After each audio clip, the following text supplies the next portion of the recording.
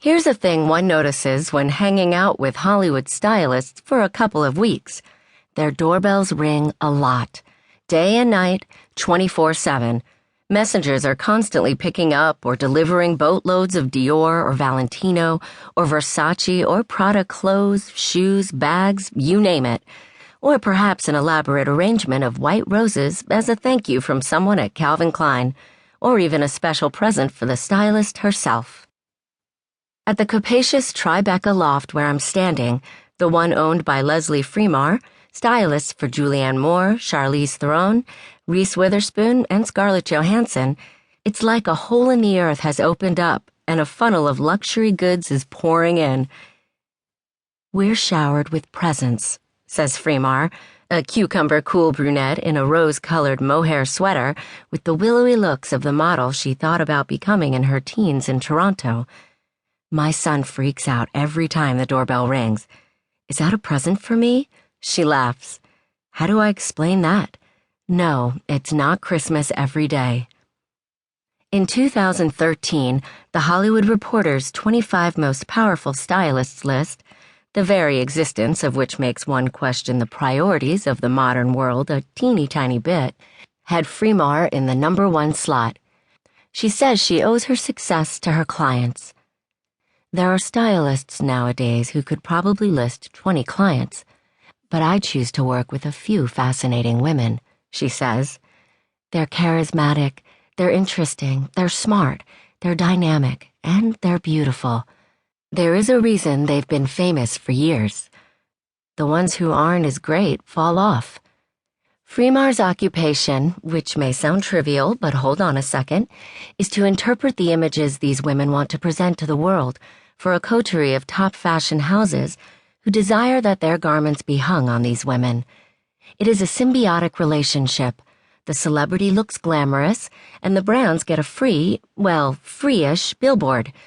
I've been doing this for 10 years, and it's become relevant as a business during that time, says Fremar, and then adds, a big business. Today, with some of the media transforming itself into little more than a scrapbook for images, the sheer number of events, award ceremonies, red carpet walks, advertising shoots, breakfast salon parties, at which stars must appear in order to be photographed, resulting in pictures that are disseminated in nearly real time across the web, has exploded. Therefore, a stylist's doorbell never stops ringing for long, though it rings a bit more around awards season as she prepares her pièce de résistance, the Oscar gown. At the A-list level, stars rarely wear an off-the-rack gown to the Oscars. In January, the world's top designers start sending sketches from Europe, with the hopes and prayers that they have the chosen dress. These sketches, which Fremar shares with me at her loft, are amazing. Stella McCarthy's fanciful figures, with gowns dripping off lean bodies like cigarettes dropping from holders. These sketches, which Fremar shares with me at her loft, are amazing. Stella McCartney's fanciful figures, with gowns dripping off lean bodies like cigarettes drooping from holders. Balenciaga's archival photo, an inspiration for a future gown, stamped with its Paris address and with a handwritten note in capital letters on the side. To give you a better idea of Proposal A, an interpretation of a Cristobal Balenciaga. Giambattista Valli's bizarre aliens, with enormous oval-shaped heads and impossibly long, tentacle-like legs protruding from under ruffled dresses. I look at the sketches when they arrive, says Fremar, who evaluates them much as a producer judges an actor's reel. And then, if we say to the designer, "These are extremely beautiful, but we were thinking about another direction," they listen. She says, and another will arrive.